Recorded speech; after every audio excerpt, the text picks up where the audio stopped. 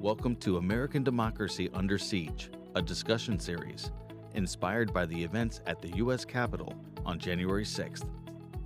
This series will take a multidisciplinary approach along the themes of justice, truth, politics, history, law and order, media, and multiculturalism. This week's episode, the role of religion in the January 6th insurrection. Join us now live from the campus of Sacred Heart University with your host, Dr. Michelle Loris. Good evening, and welcome to our series, American Democracy Under Siege. My name is Michelle Loris, and I'm delighted to be your host for this evening's discussion. During the past several weeks, our series has looked at the historical antecedents of the insurrection, as well as the polarization of politics, the role of the media, the psychological and sociological context of the insurrection. And tonight we're going to look at the role of religion in this insurrection. And for our panelists this evening, I'm really pleased to introduce Dr. Daniel Rober, who is an advanced lecturer in the Department of Catholic Studies and Assistant Director of the university's Honors Program. Dan has recently published an article in the Journal of Religion and Society on Catholic conservatism and its use of rhetoric to defend Western culture. Our next guest is Dr. Chelsea King, who is a lecturer in the Department of Catholic Studies and who specializes in theology and science as well as religion and violence, where she looks at the symbol of the cross as a way to promote violence, especially against marginalized groups.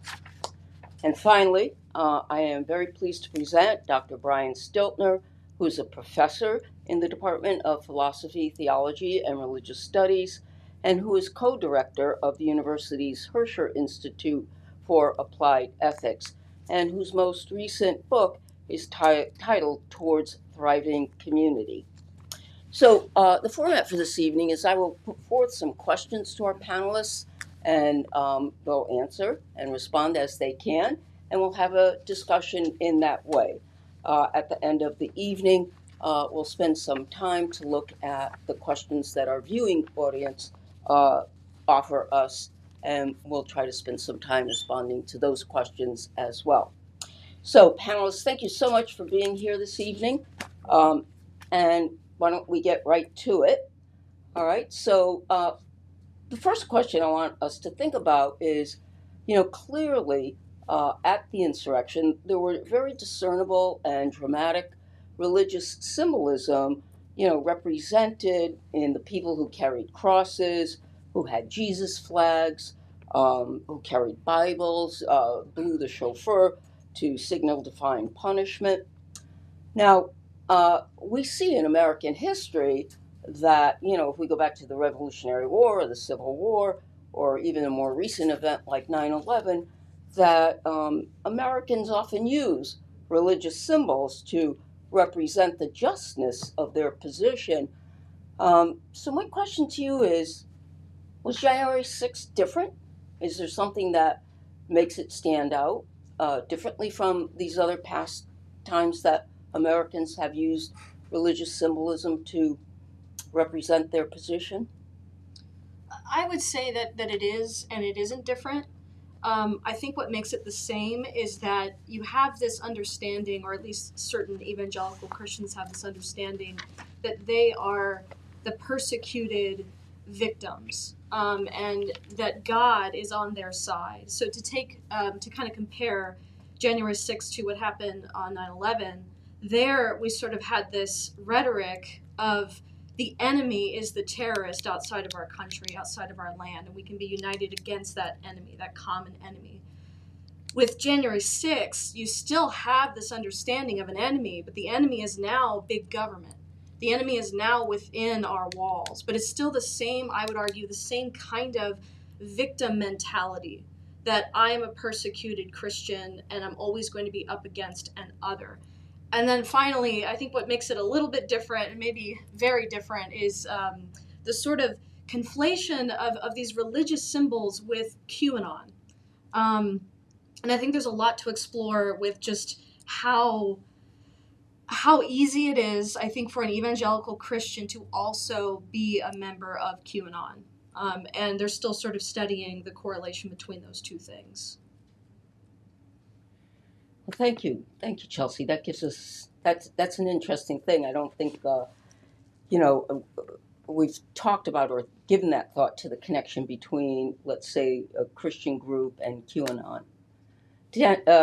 Brian, do you look like you wanted to say something? So I thought that was, a great approach to get us started, and I would agree. My general answer is also that there's a lot of historical precedents. It's a very interesting question where there's similarities and dissimilarities. We can learn from the similarities, but we, can't obviously in any case try to over-interpret that this is just like or what happened in some point in time or never like.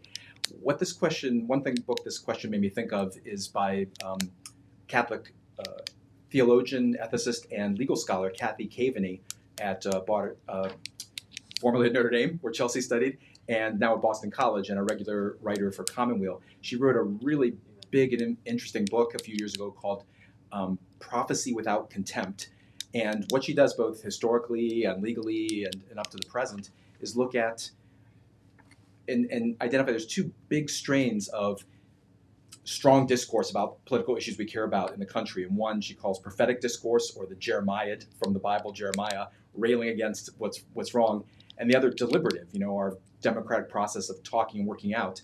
And so we can see examples of that on both right and left. And sometimes it's of the nature of the prophetic discourse. She says it is moral discourse, but it's not deliberative. So we want to tap into that prophetic discourse that Martin Luther King or the abolitionists or the advocates for civil rights or for women's rights, some of these movements, many of them have had religious groups in them and many other kinds of groups, and then realize we need to build upon that with deliberation. So what is a little bit different now, with tying into those references to QAnon and the strong media culture and the polarization and things that we'll talk about, is that the deliberation is all dropped out. It's only Jeremiah. Thank you for that, Brian. Do you think that the kind of, I want to say almost contempt or certainly disrespect shown for the Capitol, the building itself, that kind of activity that took place? I mean, some of it was, in some ways really startling. Was that different, do you think? Do you think that, because here we're going in, as you said, Chelsea, always it's the other that's the enemy. And this time, the enemy is from within, it's ourselves. But it's like totally disrespectful of, and in some ways destructive of, the building itself. Well, I think what's interesting here is, I think the only real parallel to this is the Civil War itself. And this has been brought up a number of times, right? In that one of the things that happened in the debates leading up to the Civil War, right, was a deployment of religious language, certainly by the abolitionists opposing slavery, but at the same time by those defending slavery, who became very wrapped up in a certain interpretation of biblical narratives, the presence of slavery, to defend slavery, but then to oppose the United States itself. So here, as you had at the time of the war in the South, you have religious rhetoric being used not to defend the United States or to somehow argue that the country needed to return to its principles, as certainly much of the Northern rhetoric during the Civil War did. One could think of the Battle Hymn of the Republic from the Civil War, Northern hymn, right, about justice, using religious imagery of justice. Again, Martin Luther King and the Civil Rights Movement using religious language to try to call the nation back to its founding principles, to live out its founding principles. Here you have an attack on the nation itself, at least, perhaps not on the nation, but on the political fabric of the nation, by those claiming to represent the nation, quote unquote, in a truer way. And this is where, again, it's very both harkens back to the Civil War, but also brings in a very new kind of religious rhetoric compared again to something like Chelsea brought up, like the Bush years and the rhetoric of crusade against Islamic terrorism or something like that, because here it's a crusade against the nation itself, against the political fabric of the country itself. And that raises a whole new set of questions. And I just want to add to that. I don't know. I think where I struggle with this is that the way that they perceive themselves is, as you said, Dan, as representing what it actually means to be an American citizen, to go back to this sense of being a nation that is a God-fearing nation. That rhetoric is everywhere. When you look at evangelical leaders and you hear what they're saying, what they're preaching is, it's not an attack on the nation. It's an attack on, and to kind of conflate the QAnon stuff a little bit here, it's an attack on Satan worshiping, pedophiles. Like, it's not the nation that they think that they're attacking. To them, this is evil that they are attacking, and they represent what it means to truly be America. Or they think they're attacking, the people falsely in government, not really government, but and all that chatter around just the strong way that conspiracy theories have played out so much that so and so is not really president, that the real inauguration date will be March 4th. So people can tell a story, a myth to themselves that really can justify all kinds of actions when they're into it fully enough. So, there was an event on December 15th, and it was called the Jericho March. What was that? What was that all about? And what was the rhetoric of that event? And, what was significant about the event? And how does it connect to the January 6th? So that was a joint Catholic and evangelical effort. So the Catholic organizer was actually somebody that I knew in college, on a personal note, but it was a joint Catholic evangelical effort, and obviously it's drawing upon the imagery going back to the book of Joshua of the siege of Jericho, of the Hebrew people marching around the walls of the city until its walls collapsed. And this event featured a number of speakers. So General Flynn, major former Trump administration national security advisor, and also conspiracy theorist, major QAnon figure. It featured a sitting Catholic bishop, Bishop Joseph Strickland of Tyler, Texas, who is a leading kind of conservative firebrand bishop, as well as a number of other figures from the kind of right-wing Catholic and evangelical movements. And this took place, again, on the day that the Electoral College results were being certified in the various states. In other words, the votes were being cast by the electors. So there's a clear notion, a clear rhetoric here of God being able to bring about the seemingly impossible, just like the walls of Jericho came down through the prayers of the Hebrew people, that here the election result, which seemed to be pretty definitively getting sealed for Biden's victory, would somehow come back to the Trump camp, even as it seemed that was impossible. So it'd be a miracle. Yeah. Yeah. I actually watched some of the coverage on YouTube. You can go to copelandministries.com, I think. And they interviewed people who were there, and there was one woman in particular who, the way she was describing this, is talk about like rhetoric and imagery here, that this was a Red Sea moment. So there's this identification, and again, I've sort of already said this already, but there's this identification with the Christian movement, with the Israelites, and the Israelites being an enslaved people, and God is going to free them. And there was also language of Trump is ordained for a second term. So you have a lot of divine rhetoric, and when God's on your side, I mean, anything's possible. So. Well, Yeah, I don't Did know. you want to say I something, think Brian? I think the other two covered it pretty well, and I would just add that what it shows is kind of like a really more overtly Christian warm up to January 6th, and more organized and featuring religious figures, and but a lot of the same people. Someone even like Alex Jones, the notorious conspiracy theorist, spoke there and helped fund January 6th.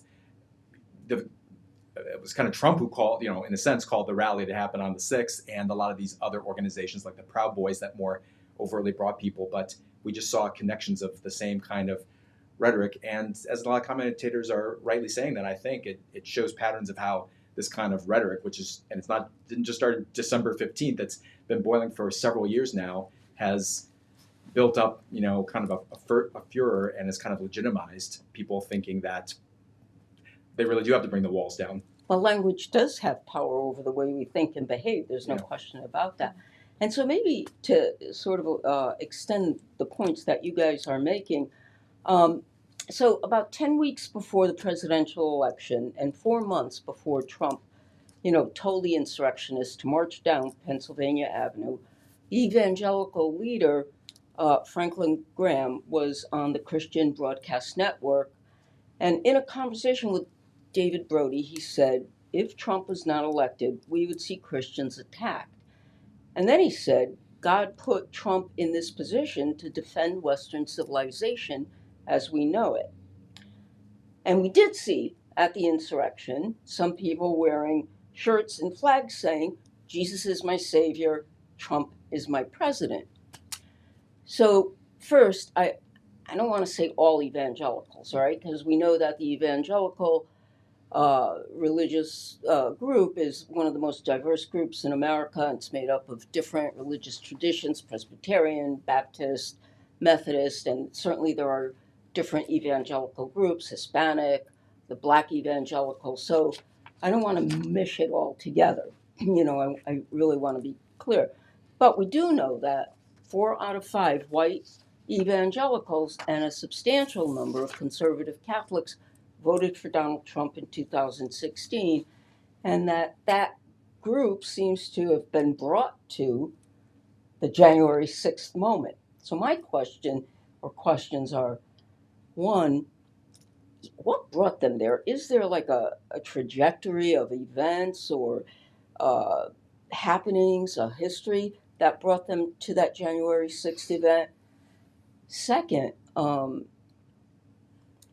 clearly Trump does not represent the kind of moral character that these religions profess, right? He does not represent that, and trying to be as politic as I can, and yet clearly he's the leader, right? He's going to be the savior of what.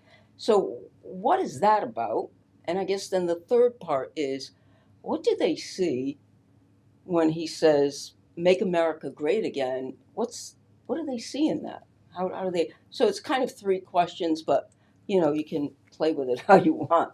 I'll bring you back to one of the questions if I feel like we didn't answer it. I want to kind of answer the second question there because I've thought about that a lot. How Christians can support somebody whose moral character is not the greatest. And I think a theory that I have is that I don't think that evangelical Christians, or we should say the ones that voted for Donald Trump, care too much about that sort of thing. As a former evangelical myself, I feel that I can speak from a particular perspective here. The goal of your life is to be saved by Jesus Christ. And when you're saved by Jesus Christ, you can sin all you want. That's not to say that you go out and go crazy and sin. That's not what preachers would say. But the emphasis is not really placed upon doing good works, being an upstanding citizen or person. The emphasis is going to be on whether or not you're saved. And so that's one part of it. And then the other part of it is I just think that a lot of people view Donald Trump as a very strong leader.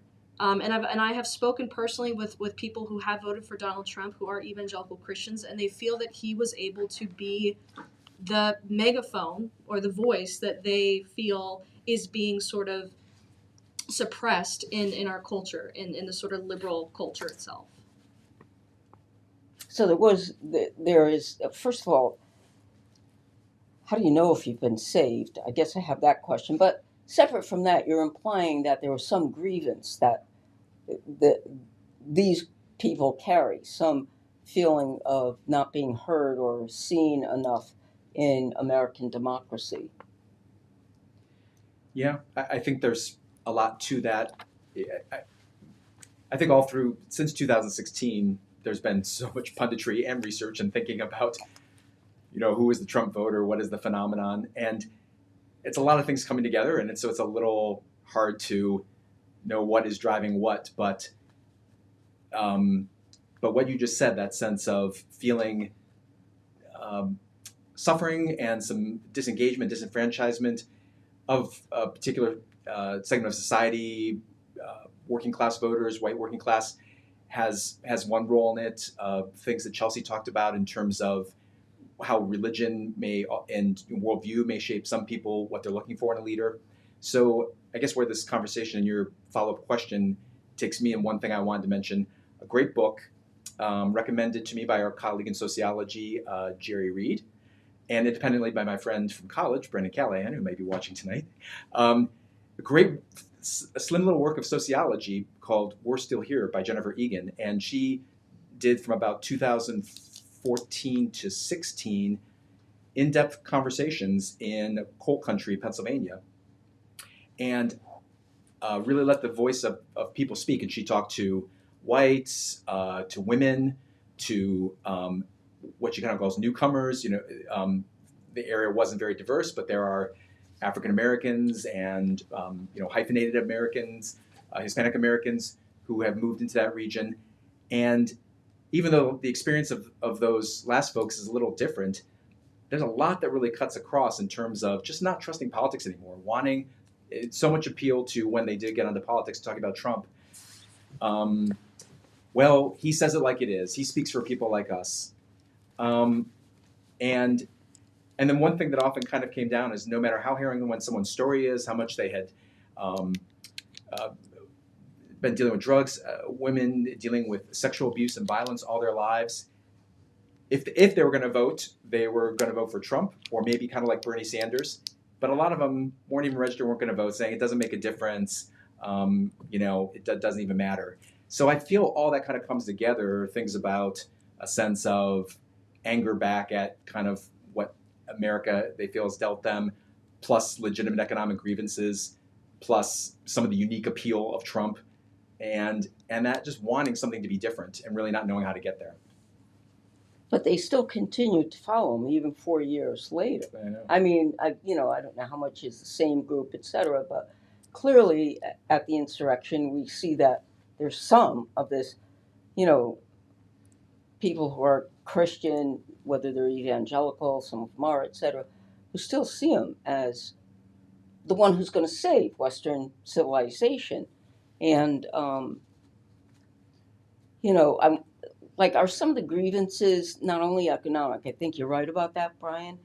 But are there other grievances that they're carrying, maybe about some of the feeling like left out because the country's moving towards things like same-sex marriage, or things that social issues, Mm-hmm. if you will, social political issues that they feel are not what they would don't represent them or their interests?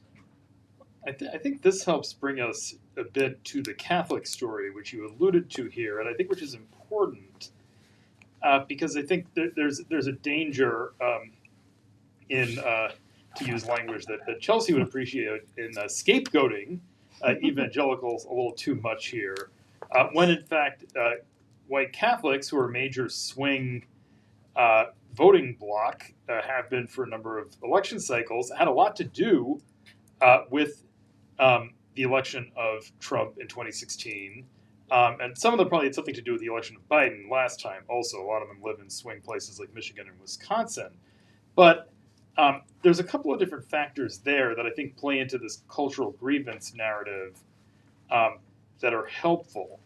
So on the one hand, and I think this is the thing that caused a lot of Catholic bishops to carry water for Trump, particularly in 2016, to a somewhat lesser extent in 2020, is the notion of abortion as kind of the biggest political issue where there is sort of a black and a white position, which is certainly not reflected in things like the actual abortion rate and various other things around it, but has become the rhetoric of the pro-life movement and its influential fundraising groups like the Susan B. Anthony list. So this creates a sense of culture war and a sense of the need to get certain justices on the Supreme Court. So the death of Antonin Scalia in 2016 was a huge factor in that election because the Supreme Court seat was on the line. So many conservative Catholics who disliked Trump and may have stayed home if they didn't feel like a lot was at stake went out and voted. So you have that, and I think that especially animates the Catholic hierarchy. On the other hand, and this also animates the hierarchy in various ways too, and animates a smaller number of conservative Catholics, is, as you said, Michelle, fear over changing aspects of our culture, particularly on sex and gender. And I think particularly on transgender rights has become the kind of wedge issue. As same-sex marriage has become increasingly popular, this has become kind of the wedge issue. The idea that there might be, especially transgender women on your daughter's sports team, which is a very small number of people statistically, but is seen as a large threat. Or again, transgender women living in the girls' dorm at your conservative Catholic college, right? This is the kind of thing that puts people on edge, that their social views might not only be marginalized, but might become illegal. And that, so someone like Trump, though not what they would choose, many of them would have been more comfortable with somebody like Rick Santorum, right? The former Pennsylvania senator, very conservative and bearing, very different personally than Trump. But they're willing to get on board or at least be kind of anti-anti in the sense of either holding their noses and voting for Trump or not, but kind of being okay with him being there rather than the alternative. And so I think that sense of cultural grievance leads to a lot of either support or kind of lack of opposition. I think that was really well said, Dan. I think that not to kind of, well, this might complicate things a little bit. But first of all, I think it's really fascinating that we have this sort of unlikely alliance between Catholics and evangelical Christians. And I say unlikely alliance because there is some rhetoric in certain evangelical circles that says that, if you are Catholic, then you're not saved and you're in trouble and, for the afterlife. So there actually historically have been they've been enemies. So it is really interesting that they're uniting under this sort of banner of religious freedom, we might say, and the culture wars. That is definitely sort of the common enemy here. Another component that I think is worth talking about to kind of explain how we got from these grievances to something like January 6th is to think about what I would call the apocalyptic imagination of an evangelical Christian. And what I mean by that is for the most part, I think the latest Pew Research says that about 79% of evangelical Christians believe that Jesus Christ is coming back within their lifetime or they will be raptured. And for those people who don't know what this is, there's this prophecy, and it's taken from the book of Revelation, a little bit of Daniel, a little bit of Ezekiel, but it's this idea that all true Christians who are saved will be raptured. And once they're taken away, the rest of us who are sort of left behind will sort of face this trial and tribulation period where there's going to be famine, war, empires will rise against empires until one person sort of arises to bring about this peace and prosperity by establishing one government, one religion, one currency. But it turns out this is actually the Antichrist.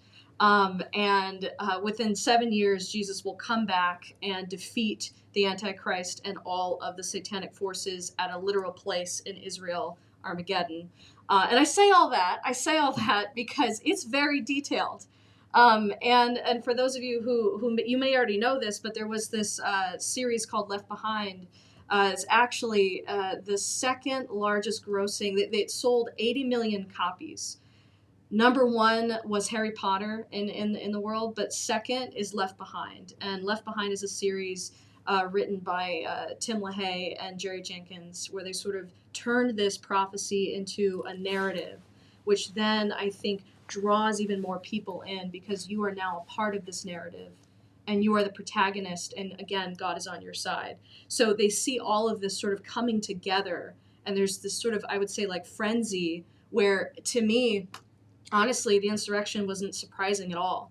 I'm absolutely horrified by it, and many evangelical leaders have denounced it, but it wasn't surprising to me at all. So could you say a little bit more? You weren't surprised by it because you're thinking Yeah, the mindset of these folks is it's sort of it's primed for it. That apocalyptic imagination.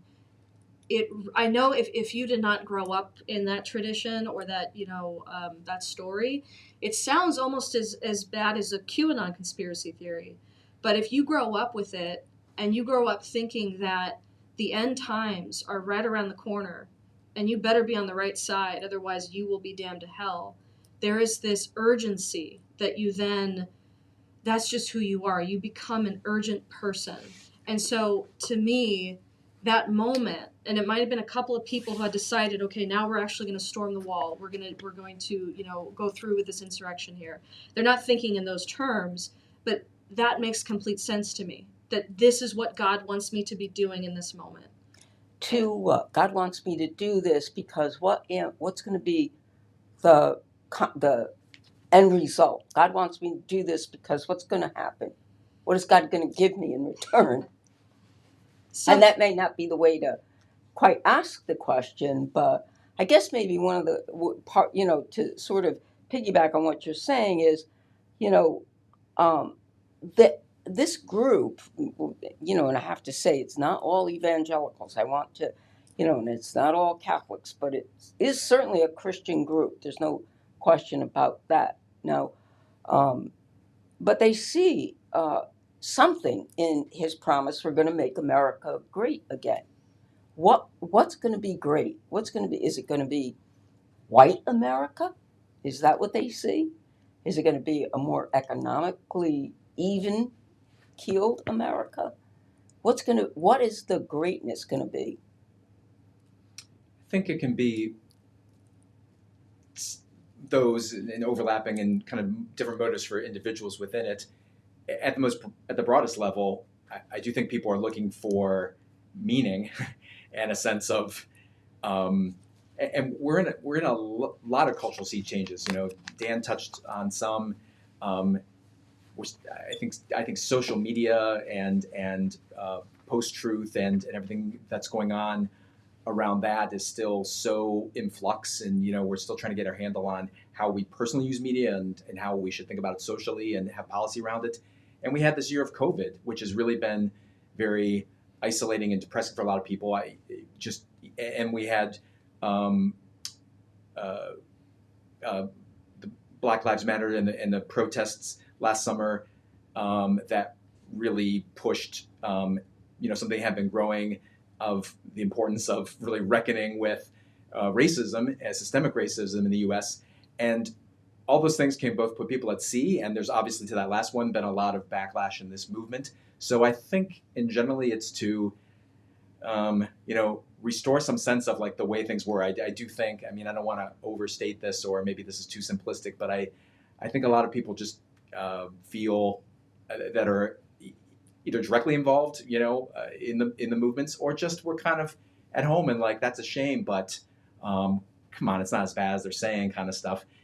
Why does everything have to change? And so it's still kind of a hard movement for mainstream America. I also think I also want to point out that there, in addition to there being the religious element of this that we've been talking about, there is also a post-Christian element to all of this, which intermixes with the religious element in certain respects. So, in particular, um, so again, there is, especially among some of the kind of men's groups, I think, an element of kind of post-Christian, thinking of things like, kind of guns and lifting weights and things like this as ways to kind of discipline your life. Somebody like Jordan Peterson, who's been kind of on the sidelines for a couple of years because of his personal problems, who was kind of a guru for this kind of post-Christian, right-wing group of young men who he felt had become kind of unmoored in a society where traditional, quote-unquote, manly values were not held up to the same extent, right?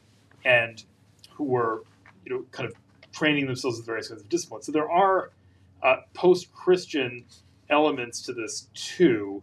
And again, where I think these seep into everyone here is the kind of increasing willingness to use rhetoric that lacks any basic kind of politesse or decency, right? Which, I mean, again, there have always been Christians who talk like this too, but the increasing kind of vituperativeness of it. Another emblematic person for this would be Rush Limbaugh, who recently died, right? Who embodied various aspects of the conservative movement, and was a big leader of it, but like Trump, did not claim or really live out any of the kind of traditional Christian values in terms of certainly things like family, any kind of humility about wealth. So that's important to keep in mind too. And I think it's dangerous not because secularism or being post-Christian is dangerous in itself, but because any of the kind of traditional tethers to some kind of ethic that might restrain one do start to pull away there. And I think that's important to keep in mind in terms of what happened too. That it's not only a religious element; it's a fusion of religious element and some kind of post-Christian neo-pagan, not necessarily deliberately, but some of those elements in the right-wing movements. Now that's really interesting to think about, right? So what about now, white evangelicals and even more black evangelicals and many Catholics, as you pointed out, who do not see Trump as the savior of Western culture, or certainly see what happened on January 6th as a travesty against American democracy. And there are this group, right? How do they get their voice heard? I don't know that we're hearing so much from that. And I think I just read another editorial in the Times saying that, over 65 million people still believe that the election was stolen, right? And that Trump, he didn't lose, but it was taken from him, et cetera. But what about these people who don't believe that, right? Who want to secure a true American democracy, whatever that is? How do they get their voice heard up against this other group? And can they? How do they do that? I think it's obviously, this is an uphill battle. I think, we all know that the people that speak the loudest, they're the voices that we hear. The media doesn't help that at all. The media is going to amplify those voices even further. And it is about ratings, it's about all that. But I wonder if we just turn the question around a little bit, and instead of asking what they need to do to get their voices heard, it might be worth asking, what do we need to do to make sure we're listening? Because the burden is on, I would say, religious leaders. That's the position that they're in. But they do speak out. They do, in their own ways. They'll use social media platforms. They'll do interviews. They're speaking out. how many of us actually want to listen to them versus the people that are dramatic and extreme and exciting to watch. So I do think that the burden has to fall on us as well. Are we willing to listen to those voices? That's a great point, Chelsea. And then, so not to go against it, but just to talk then about the other side of the equation. People who do care about change also know that they have to get organized and work, and it depends on, well, whether we're talking about religion or politics, and also it's frustrating, and you may feel like I shouldn't have to work so hard just to make sure that people have a right to vote. But you sometimes do, and it can be empowering when you see that it makes a difference. So, the recent political example was, Stacey Abrams in Georgia, and the work of the success of two Democratic senators being elected, in what normally would really kind of stack against them in Georgia. Now, obviously, if you're on the left side of the political spectrum, you find that exciting. But if you're just looking at it analytically, it's like doing that work of having conversations, getting the vote out, being organized, and not kind of turning back to social media, and just, commenting on things. Political scientist at Boston College that I'm blanking on, Eaton Hirsch, wrote a book called Politics is for Power, and he talks about the problem that both left and right people fall into of just feeling that they've commented on Facebook and they've done politics, and it's an argument for the power of local organizing and getting involved in local politics, and there's an analog to that in churches. Maybe that'll come up in our kind of constructive question at the end. Interfaith community organizing. So, but really, those are both sides. I mean, because Chelsea's saying we have to listen, but even participate in some of that grassroots, hard, roll up your sleeves, and that kind of work. Yeah, but I love what you said about leaders, and Pope Francis and many others have been saying this kind of thing. It's like more important to listen than to be trying to get your opinion that you think is right out. Right. And to listen to those quiet voices that aren't so, as Chelsea says, so dramatic. Yeah, I think one of the other issues here too is that opposition tends to unify. It tends to bring people together,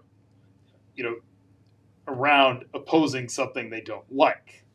And in some ways, the figure of Trump, right, did this for a lot of people on sort of I don't even want to say the left, because there were many conservatives, of course, who became never Trump conservatives, but for people who didn't like him and continue to not like him, right, that was a very uniting force. But actually trying to govern and actually trying to, keep a coalition together, right, leads to a lot of divisions, right? There were a lot of people who were very in favor of Biden's election and against Trump's reelection, who would say consistently, I'm going to fight to get Biden elected, and then I'm going to criticize his administration every time they do something that I think is wrong, right? In other words, going to call it, between the lines, I'm going to call it fairly, right? And that's a very different attachment to a political figure than the kind of attachment that grew up around Trump, right? Where it became this sort of litmus test of loyalty, which is exactly the way he conducts his entire life, but also has become the way that the Republican Party conducts itself. Whereas again, in kind of the broader world of people who are out there trying to get different kinds of things done, right?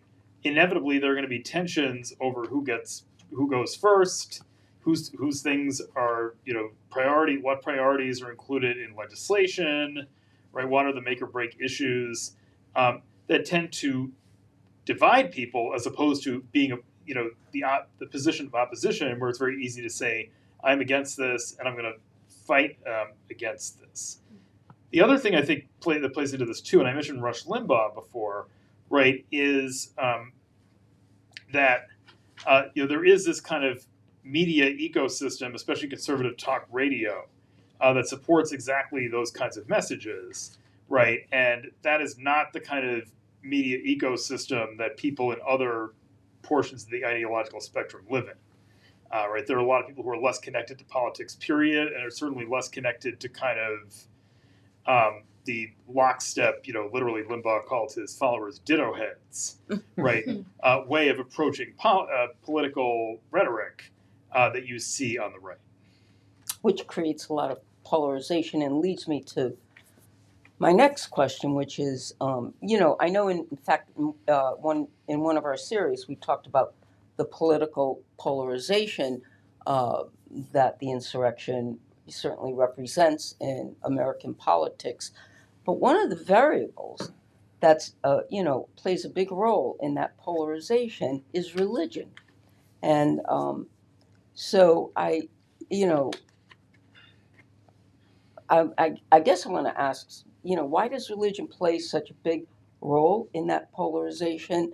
How do we explain that? What might be even the long-term effects of that kind of polarization? I mean, this is also one of those really big questions that, social scientists and humanists, are trying to grapple with. And even scientists, I should say, what are the neurological roots of polarization? Across the board, in this you can get from survey data, there's been a real, surge in polarization in the last several years. I think that religion is not the biggest driver of it.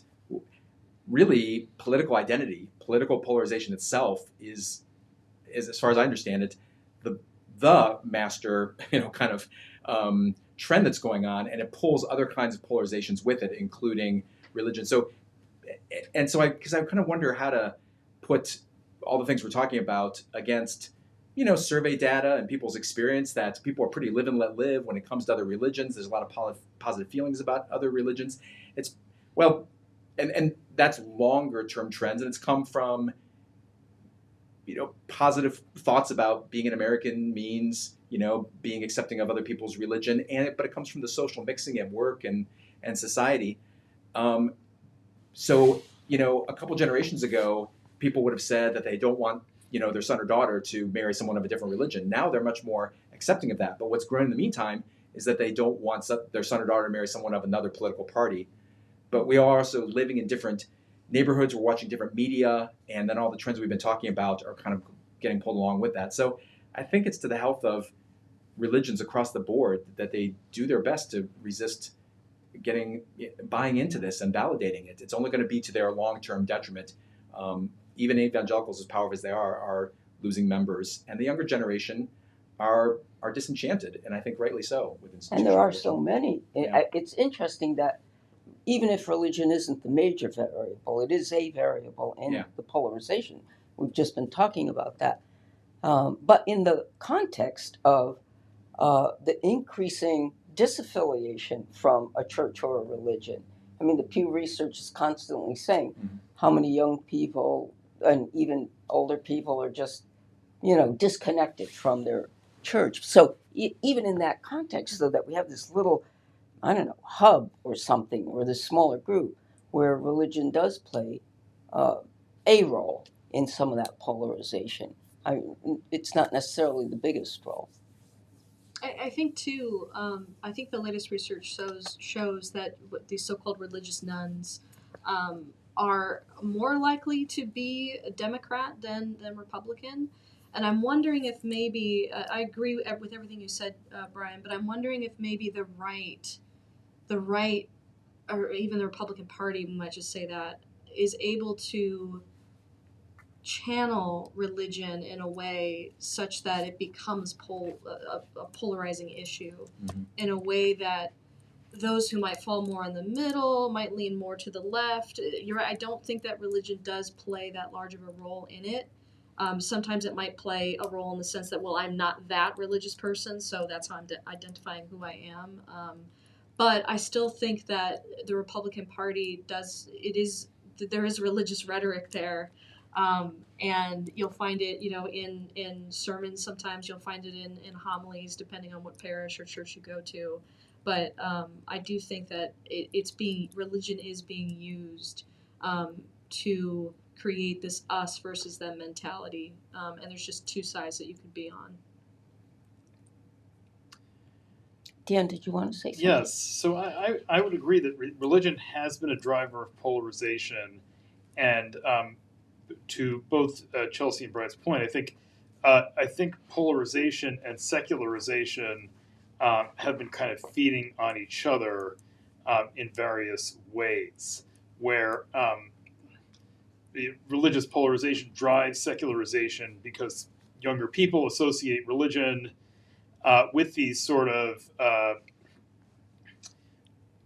outmoded views, right, and with this kind of rhetoric, and are tempted to write it off entirely, which is not everyone's experience, right? To the discussion of the previous question, right, there are people who are tempted to do this, but then encounter texts or ideas or people who have used religion for good. People like Cesar Chavez, of whom there's a bust in President Biden's office, Martin Luther King, right? Somebody like Dorothy Day, right? People who encounter these alternative traditions, but these are a somewhat small group of people. A larger group of people is seeing the kind of religious rhetoric that gets used in polarization, and decide to walk out of religion. But I think racial and gender polarization are also really important drivers here, right? So, in other words, if and both of those are very dangerous in various ways. Racial polarization, especially, right, where you're getting into a situation where you have one party that seems to, be supporting the idea of whiteness, however construed, right? And not only of those who are currently white, but in the American tradition of various people seeing it an option to become white. So you may be seeing some of this in the changing trends among Hispanic voters, starting to view themselves as white Americans rather than as a minority. And on the other hand, racial minorities, along with whites who are willing to affiliate with them, who are willing to stand with them. And then on the other hand, and I'm going to borrow a phrase from the writer who's actually also written in Commonweal, but also writes for The Handmaid's Tale, Dorothy Fortenberry, who's talked about how it used to be, and this ties back to the religious rhetoric, it used to be that the Republican Party stood for, theoretically, right, sexual restraint for both men and women, and the Democratic Party stood for sexual freedom for men and women. Now you're getting to a position where the Republican Party stands for sexual freedom for men and the women who go along with it, and the Democratic Party stands for sexual freedom for women and those who go along with it.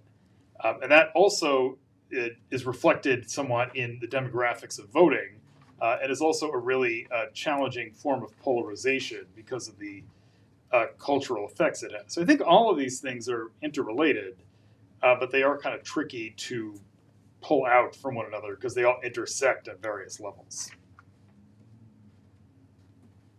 So if we look at what you just talked about, Dan, and there still are religions, right? I guess the question is, just to wrap it up, is, what can some of the churches, if you will, Christian, Catholic, etc., what could we do as members of those churches to prevent something like the January 6th insurrection, or to maybe not prevent it, that maybe a little bit more, but to heal the polarity, to make changes, positive changes in the country away from that? I've been studying for the past year and a half parishes, both Catholic and Protestant, but particularly Catholic. And they're under a lot of strains. In some parts of the country, obviously, there's a lot of decline in members, and there's mergers that happen. They are, strong in parts of the Midwest in some cases. Sometimes the strength kind of reflects some of those same things. The more kinds of middle of the road or progressive parishes, reflecting some of their demographics of their members, are kind of struggling, and some of the more traditional minded ones are growing, but or holding strong. But the Catholic Church in particular, and I'm a Catholic theologian, has a great opportunity to kind of reckon with racial and ethnic diversity. I mean, for us in particular, the growing Hispanic membership. The only reason the Catholic Church is staying stable in the U.S. is because so many Latinos have come in. At the same time, it doesn't mean that it's just kind of like, oh, all get very kind of like we all agree on new politics, because they are an interesting mix of ideas. They are, and and recently it was reported, more Latino men, voted for Trump the first time than the second time around. So what I really think is important is to have conversations at the local level and to do work together, to get involved in community. There's a document from the church that talks about what makes for successful multi-ethnic parishes. And it's the three-part kind of framework of welcome, empower, and send. Everyone can look at whether they are being welcoming, and there's a lot that everyone in every institution can do in that regard. Are we signaling that we're all kind of a white club here or not? And then work at getting people involved in building community. And it's less at the parish level or church level. It's less kind of what the pastor preaches about than the friendships and the social connections that happen and what people get involved in. And it empowers them. And when they're more involved in things in any kind of church or civic organization, they're more likely to be better citizens and more civic-minded people. That's really interesting. One of the things, though, that strikes me is that that first part about belonging, which is, I agree with you, totally important. But when you talk to some of our students or, that younger generation, I mean, some of the reports that come up are that that's exactly where, perhaps for some of the Catholic churches anyway, they don't feel like they belong. They don't feel welcome. And some of it is the different views around, especially gender and sexual topics, sexual identity, gender issues, but other issues as well that so don't make them feel like they belong. And in fact, a student said that in a class this morning. We were talking about an op-ed article, but I don't want to get sidetracked here, but that's an important thing. I mean, I think your work is very important, and what you're going to find from that will be, a great contribution to this ongoing conversation. But belonging is a big stopping gap for some of the younger people. Did anybody else want to say anything to that, or? I think I'll just, I think that was said quite beautifully. I think constantly, if you are a member of a religious community, especially if you find yourself in a leadership position, just again asking the question, am I doing anything to prevent somebody from feeling like they belong here?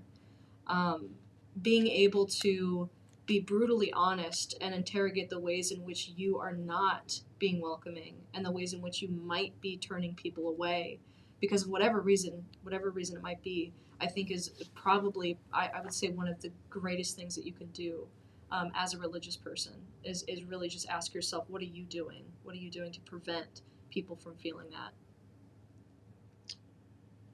So one of the things that haunts me in all of this is to what extent the Catholic sexual abuse crisis helps further the plausibility of QAnon, in the sense that, here you have a major religious organization that, was involved at very high levels in protecting pedophiles, which lends a lot of plausibility, which I'm not meaning to tease out the significance of too much, but what I want to take as symbolic for, I think it's incumbent on religious leaders to think about, and this plays off what Chelsea and Brian were both saying, to what extent they and their institutions have been part of the problem, and thus what it would take and who they would need to listen to be part of a solution that benefits not only people who they might, have